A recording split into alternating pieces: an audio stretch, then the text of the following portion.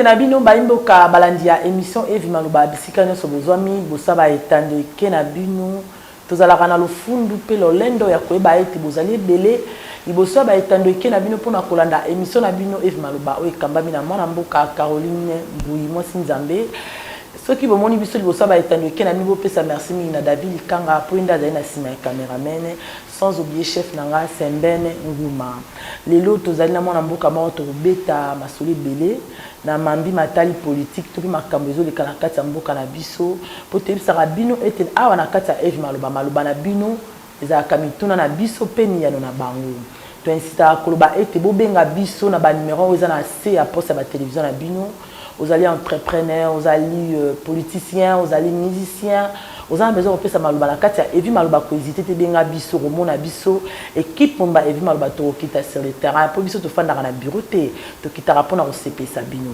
lelo to yambi mona mboka moko na sepelaka na mingi po alobaka bien assez défendra bien pe aza combattant nene obino boyebi donc mona mboka Joël o azali cordon il y a jeunesse il y a nouvel élan o kamba bina mona mboka Adolphe Muzito to meka koloba makambo bile to koloba makambo ya liberté provisoire ya mona mboka Camere to repousser na mwa mukina makambo le kana este to meka pe su koloba su makambo ya seni po ya monde ezali mituna na bino et comme isko maloba na biso mona mboka boni Mbote maman Caro sengo mingi azala su une fois de plus na émission na yo na bandi sali mikolo ebele. On peut compter 2 ans où on a Zalaki n'a pas antenne et TVT. Donc, c'est vraiment pour moi un plaisir. Yamakasi, on a libéré les téléspectateurs Nabino, population congolaise y a solo parce que Bino qui t'ara vraiment pas à peuple.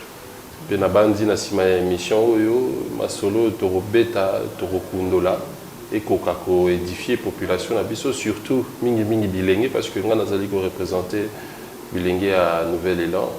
Parti où ils allaient membres et président de la Mouka, donc tous la 4e majorité populaire, on estime que tous allaient informer le plus grand nombre de jeunes. Tant plus que Bisso, tous allaient représenter 60% de la population congolaise mobimba. Donc tous allaient main d'œuvre ont besoin pour être donc merci et na passion beauté. Moi, je suis un peu se focaliser dans la Nouvelle Élan, où ils allaient partir dans Bino. Tout le monde qui combat la bino la nouvelle élan, bouma qui n'andela, bo sali ba marche, bo bimi. Mais tu sais qu'au cas d'Imazaka, j'espère que peut-être bo lembi na bino bo comprendre que cas d'Imazaka n'est qu'à, deni cas d'Imazaka na seni par rapport ya ba marche à bino bo sala qui pour na ko boycotter. Merci maman Caro Mutuna nous est important mais na ko ya no la ngoboy. Biso nouvelle élan tous ali parti autour sur la idéologie, philosophie politique. Biso combat na biso ezala autour ya batoté. C'est que mon rôle principal est associé, il y a des cambi, ils allaient organiser société, organiser société dans le lengini. Tant que l'État allait ko sala mosolo ezala, l'État on a ko mosolo wana, ndenge to lobana lopoto à redistribuer to pe akabola ngona peuple à travers bas salaire, à ko rotonga mboka à travers banzela, à ko rotonga mboka à travers santé to pe éducation na rotonga ba école.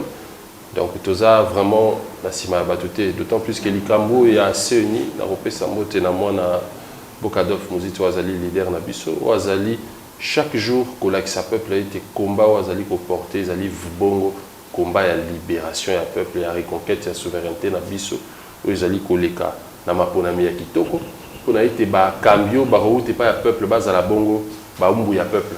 Pour pas réellement que ça, la peuple, à travers Misala. Oui, bengami na kosala donc tozala ki wana pona ko boya kadimate mais pona ko senga ete to sala consensus pour to meka ko tala likambo etali loi portant organisation et fonctionnement à CENI pona ko dépolitiser CENI na bureau na yango na les cas qui na ba émission ibale lelo pona ko tali ça été CENI ezali organe moko technique oui bengami pona ko bongisa maponami. Alors, na mokili mobimba et pas y démocratie, ils ont un organe technique, il y a gestion, par organe il y a gestion, ils ont mis ça. Il y a les bosses tout ça, un organe ils ont permanente. Ils ont un organe ils ont rattaché au ministère et intérieur, bon, organe ils ont une élection. Et si il y a une démocratie, ils ont et si il y a une institution, tout peut animateur na ngo bazali légitime. Il y a mis balé tout ça, un organe de gestion électorale ils ont temporaire.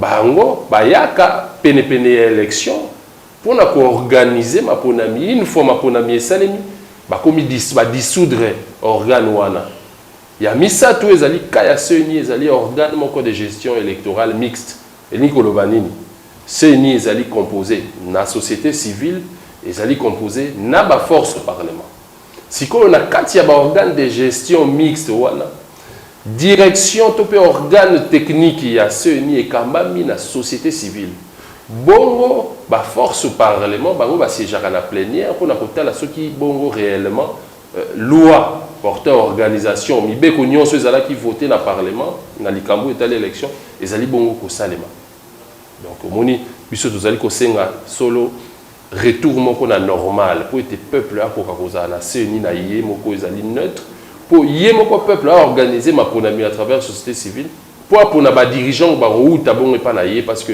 omoni crise ya élection à 2018 et kaboli société na biso ezali kotalisa clairement ete mboka na biso décollé économiquement population azali ka ko vivre na pauvreté banzele ezali kotongama te social le peuple d'abord au bandeko na biso bazali na pouvoir lelo ba beta ki tolo pendant 37 ans et si kanini ba améliorer ba salaire to pezali na ba salaire ndi papa okoka kopesa mama mo mosolo mama akoka ko bongisa libota to pe biso bilenge ezala ba banque économiquement ou ekoki kopesa biso ba crédit parce que ozali jeune bandi vie faut un projet il faut banque financer et si kanini o to komi lelo na pouvoir aller donc vous avez comme on a été biso tozali bongo na bitumba o ezali vraiment ya bokitani ya peuple reconquête ya souveraineté na biso pour tozala réellement peuple tozala na relation na l'état o to bengi na lopoto relation à citoyenneté o ezali ko exister te na mboka o parce que l'état congolais a yebi biso te comme peuple donc vous savez comment on a bitumba na biso ezali munene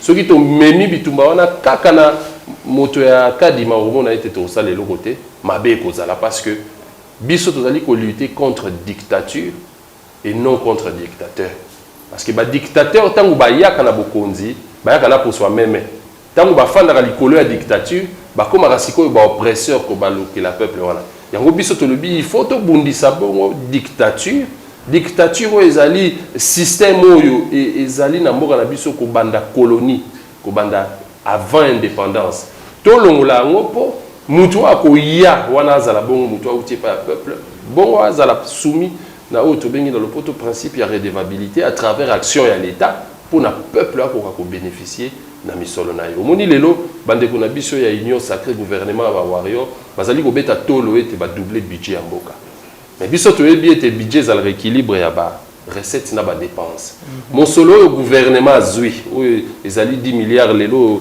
mwana mboka Adolphe Muzito atika na 3 milliards 7 ko banda 2012 le ti lelo ba koka ko doubler to pe ko tripler te lelo ba sali yango mais tangu ba sali yango mbongo wana ba kotisi et sengela ki na bango ba améliorer ba conditions de vie ya ba congolais notamment à travers amélioration ya ba salaire parce que il faut que ba ete ko banda Muzito atiki primature lelo mosolo na biso et perdre 50% na ya pouvoir d'achat donc lobi soki yo mama kango banda ko sala wenze na yebi d'ailleurs ozali toucher na likambo wana soko ozali ko sala wenze ya 10 000 francs lelo 10 000 francs na okokate parce que comme une valeur à 5 000 francs sengel na yo doubler siko tangu yo doubler mbongo na yo oyo kendaka wenze est-ce que salaire ya papa mati pour équilibre économique to pe finance na bino ya famille za la bien donc vous allez comment na yango tozali le bas social ya peuple les allez prise en compte parce que tangu bango ba doubler mon solo bazu pe ba effectif na kati ya présidence ba doubler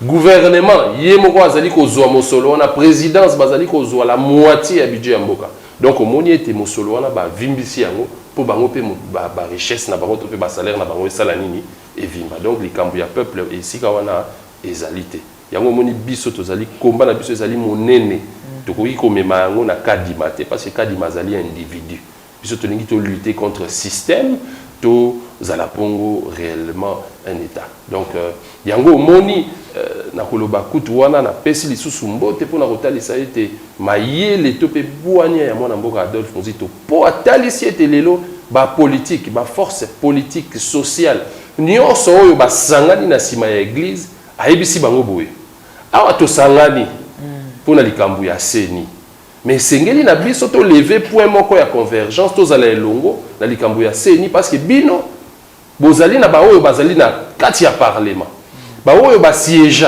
ba oyo ba voter loi wana portant organisation et fonctionnement ya CENI biso tozali bato tozali ko bunda pona dépolitisation ya CENI na kati ya peuple et sengeli na biso totala et si kanini to sangana pona likambo ya CENI boko to sala proposition moko commune parce que biso tozali pona ko landa ba poste te mais tozali pona to sukola CENI ekokana réellement na oyo peuple alingi ezala parce que ezali organe moko neutre to sukola CENI bongo to sala union sacrée proposition parce que to kotelemela ka pona kotelemela te et sengeli mboka ya avancer et sengeli peuple a se retrouver bongo to sala proposition bango baninga na biso bazali na kati ya ba institution po bazali bandeko na biso na mosuni kasi na molimo te to fanda to discuter pour na bien-être ya peuple congolais bongo to bongisa likambo ya élection oyo parce que constitution na biso mobekoli kondi ezali ko régir société na biso et talisi clairement na préambule na yango ke ba crise oyo tozali ko vivre na RDC ko banda 1960 kino lelo ezali ba crise oyo ezali liée na contestation ya légitimité ya ba animateur to pe ya ba institution. Le fait que na Congo mboka na biso bato oyo babimaka na suite ya ba élection bazalaka bato ba utaka pa ya peuple te donc moyen bazala ba umbu ya peuple to pe basale la peuple wana ezalaka te yango mona ki peuple azali ko souffrir de plus en plus d'autant plus que biso comme population comme peuple comme corps social tozali ko s'accroître tozali ko ya ebele lelo toza plus de 120 millions d'habitants et loko nini politique nini oyo l'état a aménagé pour na ko pallier question ya sociale pour na ko pallier question ya éducation pour na ko pallier question ya santé pour na ko pallier question ya sécurité ya balamboka donc vous allez comment on a été place ya peuple na kati ya pouvoir ya ndeko Félix Tshisekedi il faut toloba yango biso bilenge ezali te pe ezali mawa mais tozali ko bunda ete peuple akola na bwani akola na mayele pour akoka ko se prendre en charge donc tozali wana na combat ya poste te tozali bongo wana na combat ya kadima te kasi toza wana pona to solo la likambo ya loi mobimba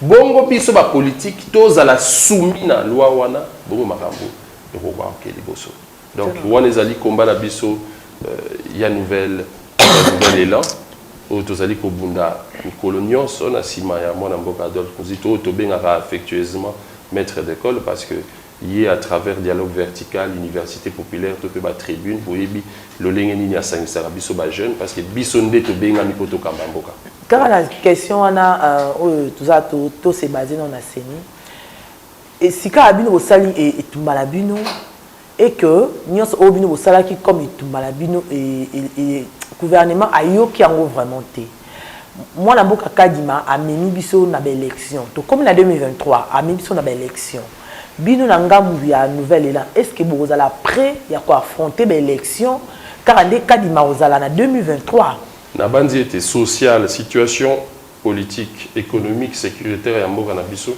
ezali ko talisa clairement de ko karo atako yo aucune élection na ndeko Félix Tshisekedi bokota na topi okokipe ko gagner parce que peuple aponaka muto moni bakambi ya mboka peuple aponaka bango mikolo nyonso ezala évolution ya action à l'état tango ba dirigeant to pe bakambi bazali ko salela peuple mikolo wana nyonso peuple azana sima na bango mais vous allez comment on a été situation sociale na biso ya lelo ezali ko talisa clairement été pouvoir o esengeli na bango ba paiement moi mboka na selo kwa kokatu malba mukene banda makamba seni banda to banda mamba élection na mboka oyo o population lingaka soit o population asatandaka nango ke biso population to lingi mutu boye fin de fin to mona kaka ezalaka peut-être o population lingaki ti ozomona batiaka bakambi ya seni oyo nanga toyebi bazalaka wana ba diriger ba élection ba leka ezalaka ndenge peuple lingaka ti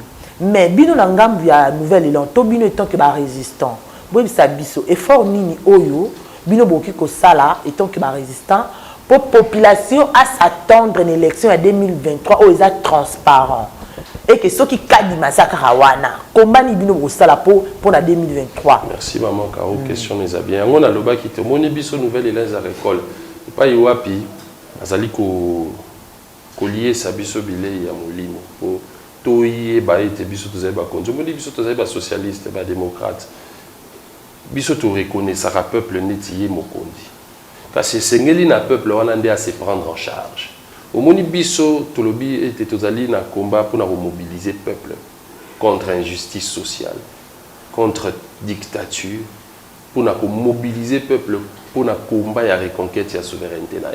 Parce que le peuple ndé a tranché à l'ikam. Le peuple ndé a bimaka. Tant que vous allez au été les nouvelles là na kati ya la muka, vous allez au benga ba militant ba bima.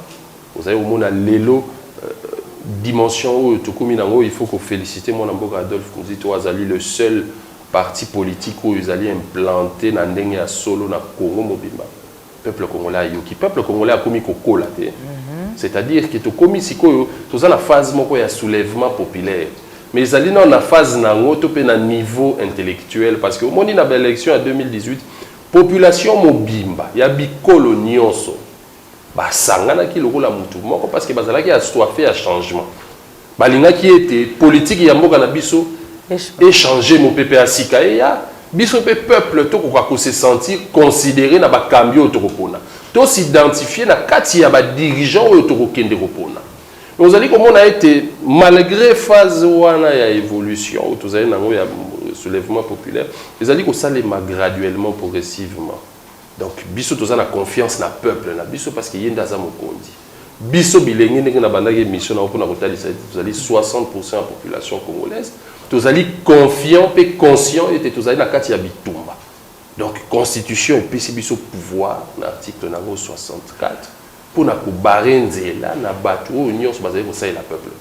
Donc ils allaient droit moko ils allaient constitutionnel na bandi bomo na ba marche ya la muka le lenge ni peuple azali ko la muka petit à petit peuple azoko kako boto la ki bokondi na et petit à petit peuple azoko se réaffirmer comme souverain na kati ya mboka o. Donc ndenge na lobaki o moni biso tozawa te pona to bunda kaka lobi to zo ba poste na assemblée nationale to bunda kaka te poto za la ba ministre mais to bunda poto lever programme moko où il faut répondre à l'attente de la population, programme moko ya gouvernance, ba loi où tu remets ma lobby qui te continue à l'Assemblée nationale pour être mboka na biso ezala réellement mboka. Lo lenge nini to créer mon solo, lo lenge nini to bimisa mon solo na pe na kati ya peuple. Donc tu as na combat moko où peut-être gain de cause na we ozala dans 10, 15, 20. Tu as le rôle ni nzeta mangati. Tant vous avez le nzeta manga pour boto liambuma wana et rosenga yo bambula ebele. Mais pendant ce temps, on a dit moi bite on a moi pondu bana balia bazomakasi. Yango zali comme on a été chaque jour ni colonioso mon amboka Adolphe Kouzito azali ko pemate azali ko solola na peuple azali ko talisa peuple et sikani ni azali et sengeli na peuple wana sala nini pour se réaffirmer comme peuple mokonzi pe amboka. Sikana pona bitumba la bino o bino bozo sala. Bozo monate que beaucoup permettre batu ya union sacrée bazala topé glisme zala. Pour témoin na mboka Félix Sekedi o azali garant nation et que lelo basengi négociation izala ndenge bosengi ba dépotiser seni négociation izala. Bozo monate que ce toke na liro bino bozo kende glisme rozala na 2023. Kasi mama tolobi boy. Combat vous avez au moins biso to zairo to bandi yango banda 2018. La Mouka et Saliba proposition na bandi bomona ki bino bozali 4e pouvoir c'est ça na simana bino ndeto koka ko atteindre la population pour na oui sabango elo ni to sali ni to sala ni to ko sala to mobiliser peuple. La Mouka a prouvé na mokili bobimba été azali na 4e majorité populaire to sali proposition ba proposition ebele ba ninga bazali ko yokate mais to lembite so zali ko koba na ko sa peuple. Peuple a cola, bon peuple on a se prendre en charge parce que peuple ceux qui a fan dit mozi toi azali individu il y a azali bon na boania il y a azali bon moto ya sala pour na peuple yango c'est comme on a le peuple azali ko se réaffirmer na sibana et donc ceux qui te lobi to kende élection pour na bongisa élection ya malamu na Congo ba politique et comme des temps aussi va se remettre en cause parce que ceux qui décollement économique et ça les matins dans Mboka ils allaient liés au fait que la politique ils allaient que le positionnement na bango aux allaient comme on a le makambo ya ba jeep palissade et ça là qui corruption pour la requalification en majorité à Sika awa bazu majorité à Sika et le nini yango basali pour na peuple donc comme itangu lelo to lobi ete tozali bande ko tozali biso nyonso ba congolais mboka o ezali ya biso nyonso. Mais au moins pour une fois, biso bakambi, bango bazali na ba institution, na ba oyo bazalaki. bazali ko reconnaître ete crise sociale aux ali lié au fait que biso tozali ko kota na pouvoir non pas pour na ko salela peuple mais pour na ko jouir na ba mosolo ya mboka na biso tozali ko zwa nyonso comme exécutif comme présidence tozali ko zwa nyonso tozali ko tike la justice ya moke tozali ko tike la santé ya moke tozali ko tike l'éducation ya moke tozali ko mona ete bazali ko kosa peuple yango tolobi to sangana to bongisa esika wapi mabe ezali bongo to garantir peuple na ba élection ekoya parce que omoni soki to se baser na ba statistique ya ba élection ya 2018 mama Caro okomona ete ndeko Tshisekedi ata ko to lobby ete azali moto auti pa peuple to koloba ete bato ba voter bazali minoritaire parce que population et participa ki na kati ya makambo ya élection processus électoral bazalaki 28 à 30%. Donc la grande majorité 70% il y a population bakendaki na bango ko voter parce que bayebi ki attaque toki au voter muto ba ko publier za muto toponité parce que mboka ngo déjà ekufi. Donc rupture ya confiance ezali entre bato bazali ko kamba bakambi na peuple. Donc isengeli na ba dirigeant mboka puisque bango bazali na mapinga bango bazali na mosolo bango bazali na appareil étatique ba renouer na peuple wana ba reconnaître peuple wana lokola mokonzi ba permettre peuple wana akende na maponami ya organiser élection na ye apona ba dirigeant na ye. Bonde omona ete likambo ya insécurité na est kosila bonde okomona ete ba dirigeant wana ba rozala ko banga peuple parce que ba outi pas peuple soki basali mabe peuple wana ko bimisa bango libanda ndembo ekokende liboso ozali komona bandi bakambi na biso ba outi bipai na bipai yango omoni bazali ko banga peuple te parce que pouvoir na bango outi pas peuple te moi pe basali la peuple wana ezali te donc to organiser maponami ya bien pour garantir population biso peuple comme corps social to kende bongo kopona oya kokamba biso lobby à travers bien évidemment projet de société oyo bako PCP à peuple au peuple à juger ezali bon bongo to kokende to mekampe ko sola na makambo etali mona mboka Vital Kamerhe j'espère que oyebi eza actualité ou eza la une mona mboka Vital Kamerhe ba uti ko pesa liberté provisoire na en réaction non, par rapport à ces événements. Merci maman Caro. Omoni attaque au Mbokandeng Zalo qui nous a été justice na biso ezali ko garantir population te. Vous avez ils allaient sengo d'abord pour naïe azali politique moko ya munene ya mboka o ya ko recouvrir liberté naïe pour akuta na bongo na famille naïe ba proche naïe parti politique naïe. Mais vous savez comment on a été fragilisé, même coalition ici Bazali, parce que mon pilier central il y a quinquennat Ndeko Félix Tshisekedi des alliés état de droit. État de droit et nous le justice moko indépendante, pays équitable. Mais au moins biso la nouvelle élan to lobaka été économie de ça la été mboka été élément et non politique parce que la crise autozaï na ngo ils ont permettre économie de qui n'était ils allaient la crise moko ils alliés à la politique.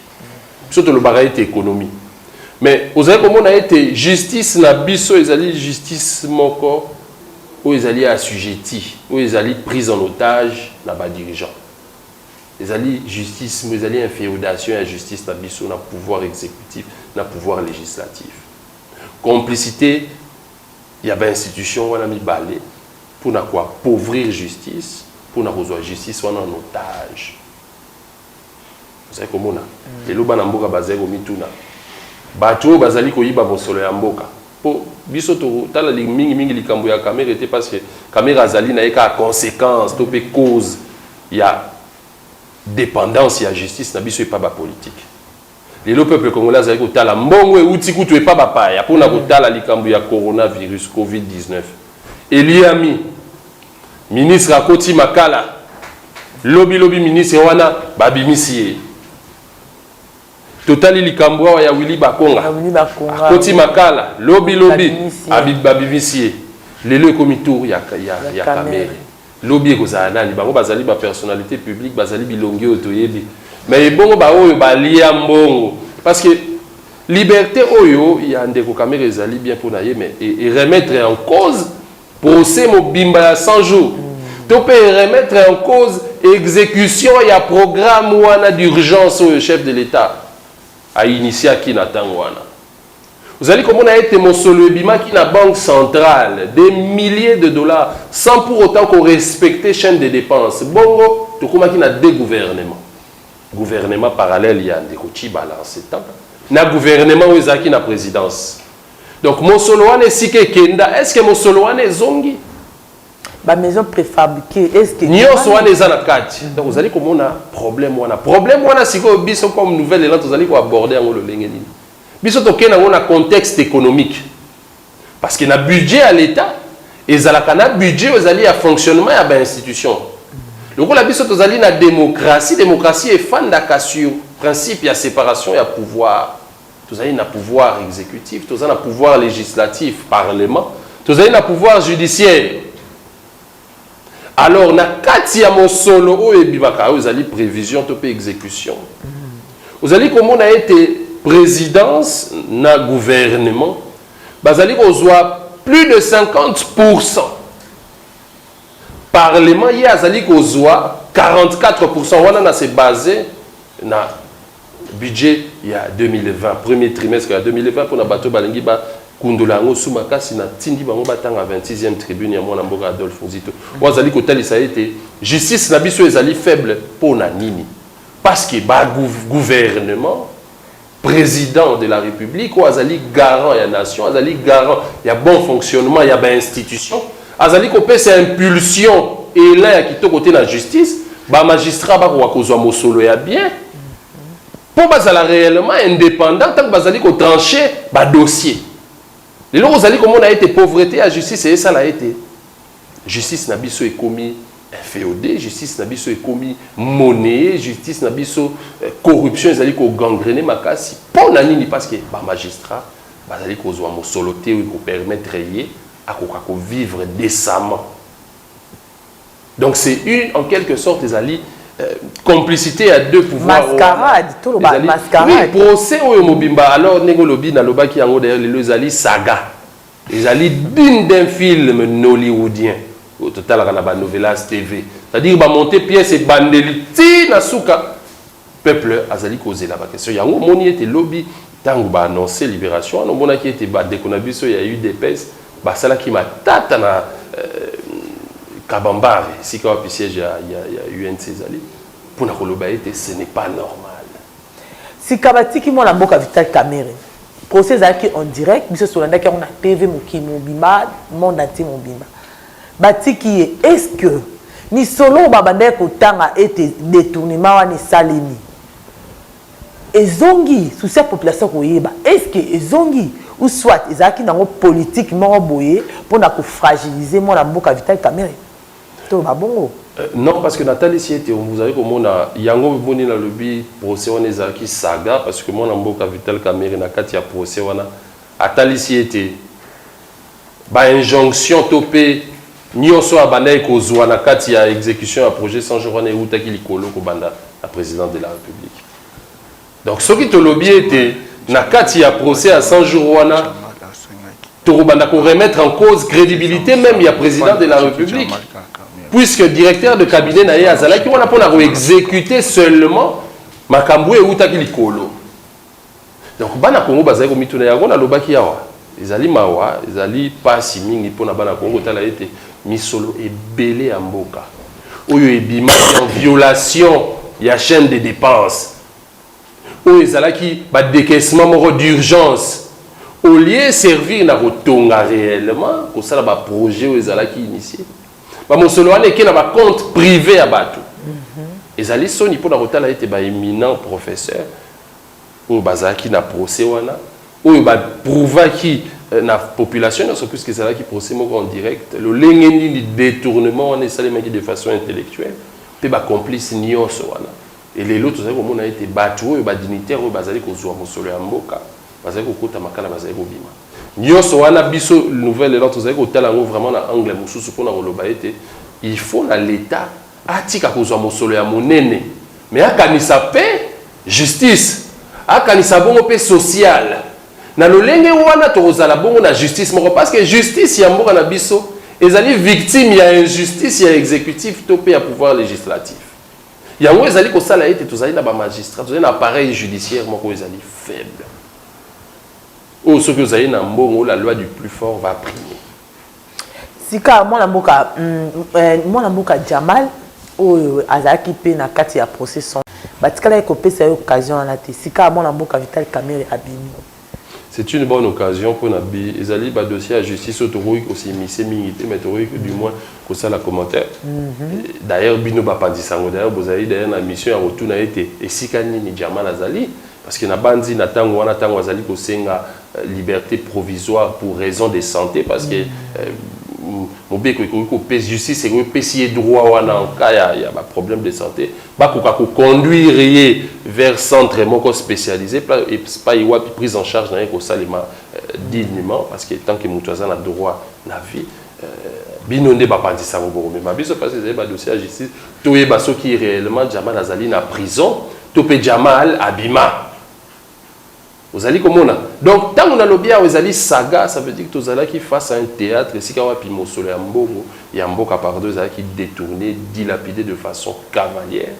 Les lots, bah résultat y a ngoyo et monani, bah détourneur nyos, kobanda projet à 100 jours, kobanda projet à Covid, Mbongo ya Covid-19, gratuité de l'enseignement, nyos, on a nous a été basé au Kangama. Donc en quelque sorte, il y a une complicité la justice, la sommet de l'État. Na bateau bazali ko yiba musolo ya bongo ya peuple. To longa monda mbona to kotala masolo Italie Est mona mboka na yedi to yebi ke ba militant to pe ba soda ya ba Ougandais bazali na sol na biso à la Congo.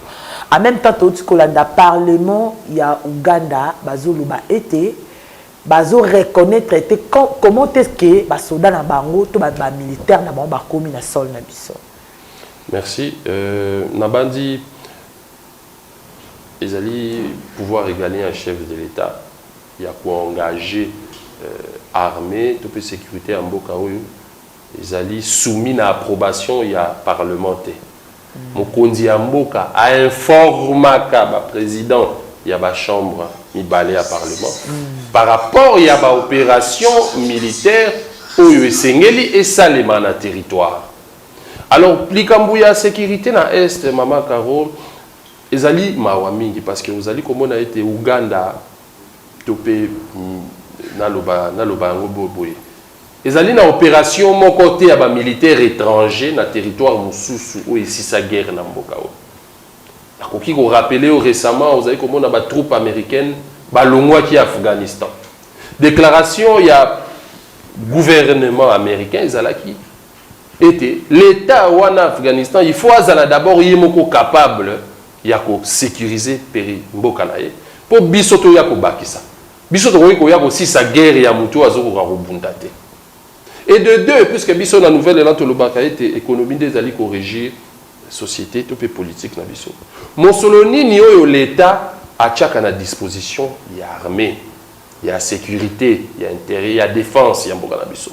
Les autres zali na ba effectif, bateau en uniforme, bateau ya mapinga, ba FARDC on azali ko pesa mbote mingi, ko bazali ko bunda pona mabeli na biso, les ali sacré. Tous zali na effectif, il y a plus ou moins 160 000 militaires. Mais alors que Mosolo, l'État azali ko bimisa pona armée wana ils allaient bongo 300 millions de dollars.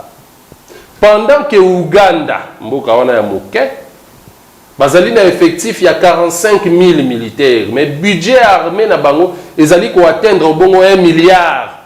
Topé 30% ya budget ya mboka na biso. Donc ils allaient comme on a été ceux qui guerre les lots na est, ils allaient ko continuer. Ils allaient problème ils allaient na légitimité. Il y a ba animateur, il y a ba institution na biso ba outil pas peuple té. Autre que le baïté basali complice n'a pas si un peuple congolais. Parce que la population armée n'a pas souffrir sur le plan logistique. Et c'est l'État a des moyens. D'abord, à recruter les militaires parce que Tozali a plus de 2 millions de kilomètres carrés. Ce qui est effectif, il y a des militaires, ce qui est au moi division, comme on a été Tozali, a plus ou moins 37 militaires au kilomètre carré. Nous allons comme on a, il y a même insuffisance. Il y a des hommes en uniforme. Et c'est ngeli dans l'État à Chamosolo. pour recruter les militaires, mais à chaque condition, il y a bien pour n'avoir aussi sa guerre. Peut-être l'État n'a biso à moniquer, état de siège, ou basalaki, ils aussi ma caractère. Il y a peut-être elle sungi na ba Ougandais, il y a peut-être elle guerre voilà est aussi là. De konangai armée ezali lokola globule rouge na kati ya nzoto. Rôle ya armée ezali nini? Rôle ya globule ezali nini? Ko empêcher tes maladies, virus bosoto ekota. Donc ce qui au lieu si santé na o kitoko te, okozala bongo na carence ya makila, bongo na lopoto ba okozala anémique. Biso armée na biso eza armée moko anémique parce que tozali na insuffisance ya ba militaire. Nous avons une insuffisance logistique, nous avons une insuffisance matérielle. Donc, nous avons aussi ça, guerre. Pendant que mon solo, l'État a dit que été donc, ils ont une responsabilité à les dirigeants. Mon solo, ils ont à disposition de l'armée. Pour l'armée, ils ont armée à aussi sa guerre parce que nous avons besoin d'armée ougandaise. Et puis, il y a été bandé au pouvoir. Pendant 37 ans, bazalaki na kati ya résistance d'abord pour récuser légitimité ya Mobutu ya Kabila. Bazalaki ko responsabiliser Rwanda, Ouganda, Burundi pour la déstabilisation à partie est ya mboka na biso. Lelo ba continue na pouvoir, au lieu ba même solution, ba komi ko sala pire que bato bazalaki libanda. Et so ito zongi na maponami romona été maponami ya 2018 ezaki maponami est diviser population. Parce que la population a qui voté à Pona qui candidat à la Mouka. Mais candidat aussi, ni au cours constitutionnel est confirmé, c'est qui candidat où tu n'es pas à peuple. Donc les lois a été complicité, Zali Makasi. D'autant plus que Bango, Moko, Nakati, il y a une institution. Bazali ko reconnaître qu'il était armé, Nabiso Zali infiltré. Bon, vous allez sous ce qu'on pactiser na bateau, Bazalaki, au Bazali auteur, il y a crise, au Zali, au Salema, Namboka Nabiso, puisque les rebelles, Bazali coopérer na Katia Est et Namboka Nabiso, ADF. Bazali ba rebelle ougandais. Bazali ba sujet ougandais. Les lois armées na biso est combien infiltré. Pour nani parce que zali faiblesse il y a l'état, il y a redisponibiliser mi solo na justice na armée parce que ceux qui tozali bongo na justice ezali na mosolo. Tozali bongo na armée où ezali bien équipé. O ba soda bazali ko zambongo ngomo na été makambo nyonso zeko salema na est et ko sila. Parce que d'ailleurs biso na ba population wana il faut que bango tozali peuple moko tozali condamné à vivre ensemble parce que tozali na ba intérêt moko économique commun où il faut te préserver. Donc biso par rapport à la dimension ya mboka na biso il faut tozala même la capacité à protéger ba pays wana lokola Rwanda, Ouganda, Burundi. Autre oui qu'on considérer comme ba annexe ya mboka na biso. Puisqu'en termes de superficie. Il est temps que les résistants, au moins que les Bobi Maranzela, pour na Baram, Bobi Maranzela, pour na Baseni, et ça peut loco beaucoup mobiliser les populations na bino Bobimi par rapport aux autres cas. Mais la bandi était la Mouka et Salara tout ça qui na marche pour na soutenir bande qu'on a biso à est. Tout ça ko lobango. D'ailleurs le fait que tout ça na ba plateau de télévision na bino ezali pour na réédifier population. Population a bonne information était actuellement la partie est et en biso ba opération militaire conjointe ezali ko salema. Tout ça ko la bilan parce que les autres monde était bilan état de siège ezali tellement catastrophique. Vous avez au monde tango général topé to ko benga et président ya union sacrée azali vice-président de l'Assemblée nationale azali bongo ko loba était avant état de siège égal état de siège. On ezali irresponsabilité ya bakambi. Donc les peuples congolais il faut aller bas. Peuple congolais a téléma comme peuple parce que moni maman Karona Mikilia Poto tango ba dirigeant ba sali la peuple tout bon peuple abimara nanzela parce que on est allé moyen moko démocratique une constitution et au pouvoir ya robima manifester pacifiquement pour na ko benda mato ya bato bazali ko kamba ce que obiso tozali na combat d'abord ya kozala na ba kambio ba uti pa na biso pour être ba koka réellement ko sali la peuple bazala soumis dans le principe de redevabilité, basé là-bas où il y a peuple à travers l'action de l'État. Donc vous savez comment on a été, l'amour à Azali Karanakati à peuple. Parce que les lois basées au Sénat, bisoto tinda bakombo na seni bisoto bito tinda te. To lingito kende élection na bino elongo to bundawa o gagner au peuple a kopona akamba. Mais to permettre peuple à la garantie qui était seni aux ala bon neutre. Bino nyonso bozaka na sima pepe ba imboka pe ya union sacrée bazo ba peka bon bazo ba la sima peuple bino pe na ngam na bino ya la muka bozo ba peka na kombo ya peuple mot de la fin na yo par rapport ya émission na biso topé par rapport ya nouvelle élan omoni nazali ko benda batoi surtout mingi ya bilenge na bandi ete mboka oyo biso moko nde tokobundela yango eza motu moko te akoya kobundela biso napesi d'abord mbote na jeunesse congolaise nyonso na jeunesse ya nouvel élan et d'ailleurs na reprofiter na émission na mpona transmettre baveu na ngai na bacoordonnateur provincial nyonso ya nouvel élan kobanda Kinshasa na baprovince nyonso puisque tozali le seul parti oyo ezali na basiège oyo ezali implanté na Congo mobimba ezali nouvel élan oyo ezali kokabola na bilenge oyo bazali construire ensemble projet na biso oyo kozala bongo projet oyo toreprésente peuple na 2023 na motiver ba jeune bazala toujours ya hotelema et comme ici ko tango population va se prendre en charge et comme ici ko tango population il faut tout sanctionner bato bazali na assemblée nationale oyo ba désacraliser temple ya démocratie oyo bazali ko talela peuple te oyo ba komi ko salela ba intérêt économique na bango moko total ici bino likambo ya ba Jeep Palisade lelo tant vous avez komona ete Congo ezali kozwa 27 millions de dollars pour corrompre les députés, si Kambo Rwanda est routier, il y a banité. Tant que vous allez comme on a été Congo, vous allez que richesse y a cuivre, coltan, or, Kotina a Rwanda pour Rwanda a raffiné, a traité pendant que Rwanda a tongi usine à 5 millions de dollars. Vous savez comment on a été l'État congolais a équipé socialité. Bazali wana pour na kanga na pouvoir, pour na rezoa mosolo ya peuple, ba sala ba voyage, ba tonga bandaku. Comme si au temps au peuple à tellement et comme si au temps au peuple à tellement pour la mosolo ya mboka to kabola yango biso nyonso à travers misala à travers kotonga banzela biso bato to uti kinto kwa okende kisangani na kimia